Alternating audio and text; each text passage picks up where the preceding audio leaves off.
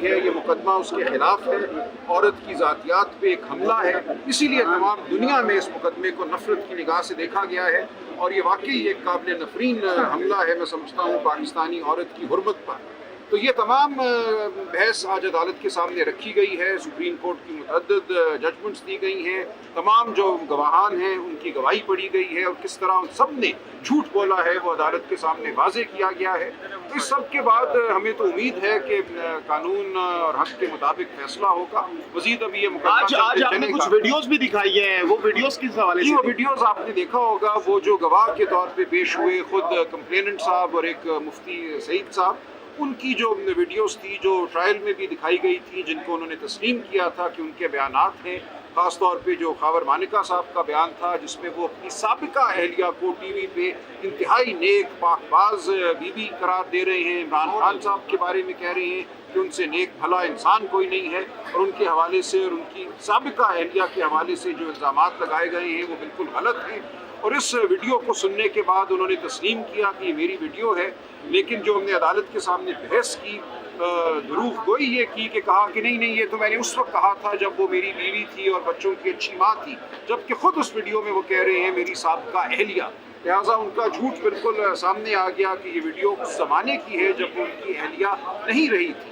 اسی طرح وہ سعید صاحب کی ویڈیو بھی چلائی گئی جس میں وہ کہہ رہے ہیں کہ عورت کی اپنے بارے میں گواہی حتمی ہے، اگر وہ گواہی اپنی ماہواری کے حوالے سے اس کی بات اگر آ جاتی ہے تو یہ بالکل بات ختم ہو جاتی ہے، جبکہ عدالت میں انہوں نے یہ کہا کہ میں نے ایسا نہیں کہا، یہ تو میں اپنی بات کے بارے میں کہہ رہا تھا کہ میری بات ختم ہو گئی۔ اور عدالت نے نوٹ کیا کہ یہ ان گواہوں کا رویہ کیا تھا عدالت کے روبرو، عدالت میں آ کر ان لوگوں نے غلط بیانی سے کام کیا۔ تو یہ پوری بحث جو ہے عدالت کے سامنے رکھی گئی کہ ان گواہوں کی گواہی کی کوئی وقت نہیں ہے قانون کی نظر میں، کیونکہ عدالت میں دروغ کو ثابت ہو چکی ہے۔ اچھا، خاور مانکا صاحب ایسا تو نہیں ہے کہ پھر بعد میں آئیں اور جج کے اوپر عدم اعتماد کر دیں؟ پہلے بھی وہ ایک مذاق تھا، اس وقت بھی جب یہ پوری بحث ہو چکی تھی اور فیصلے کے لیے مقدمہ مقرر تھا، اس دن صرف جج صاحب نے فیصلہ سنانا تھا۔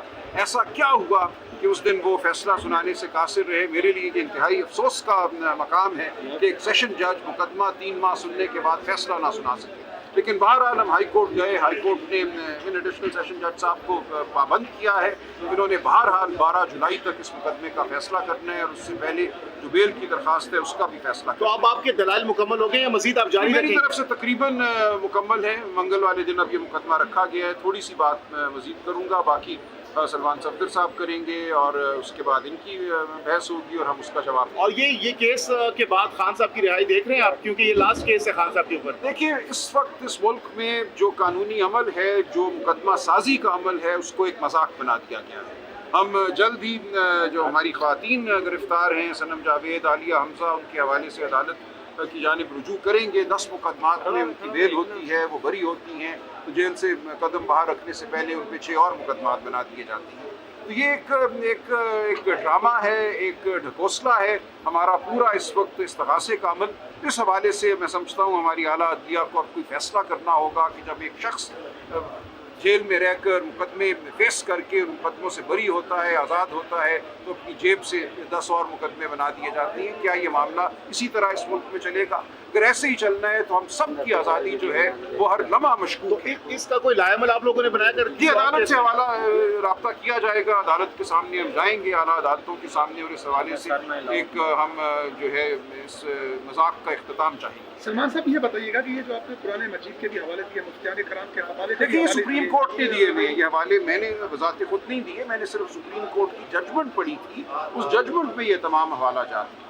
درست ہے، تو اس حوالوں کی روشنی میں آپ کیا سمجھتے ہیں کہ لطیف اور خان چودھری کی گواہی کس حد تک؟ بالکل، وہ تو آپ نے دیکھ لیا نا کہ وہ گواہی کیا ہے، وہ بذات خود ایک دوسرے سے متضاد ہے اور اپنے بیانات سے متضاد ہے، لیکن اس سب سے ہٹ کے بھی اگر ہم دیکھیں تو قرآن اور سنت کی روشنی میں جس پہ مبنی ہے سپریم کورٹ کی ججمنٹس، یہ مقدمہ نہیں بنتا۔ سر، آپ کی شائستگی پہ سوال اٹھایا گیا آج؟ نہیں، کوئی سوال نہیں۔ اچھا، سلمان اکرم بھائی صاحب لاسٹلی بتائیے گا،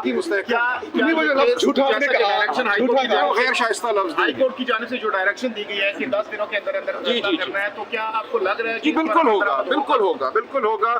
27 تک جو بیل اپلیکیشن ہے اس کا فیصلہ ہوگا اور 12 جولائی تک پوری اپیل کا فیصلہ۔ سر، اگلا لائے عمل کیا ہوگا اگر اس کے بعد؟ کیا لائے عمل ہوگا؟ ظاہر ہے ہم تو سمجھتے ہیں فیصلہ ہمارے حق میں ہونا چاہیے، لیکن جس کے بھی حق میں ہوگا اس کے بعد یہ معاملہ ہائی کورٹ جائے گا اور پھر سپریم آخر میں دوبارہ عدم اعتماد کا اظہار کر دیا جاتا ہے جج صاحب یہ پھر عدالت پر مبنی ہے کہ اس مذاق کو کتنی دیر کو چلاتی ہے۔ سر آخری سوال یہ بتائیے گا کہ جیسے آپ نے سرم جاوید کا حوالہ دیا کہ 8 مقدمات میں پھر بنا دیے جاتے ہیں، آپ یہاں سے ایک ریلیف لیتے ہیں اور اس کے بعد کسی اور مقدمے میں خان صاحب کو گرفتاری کر لڑتے رہیں گے اور ہم اسی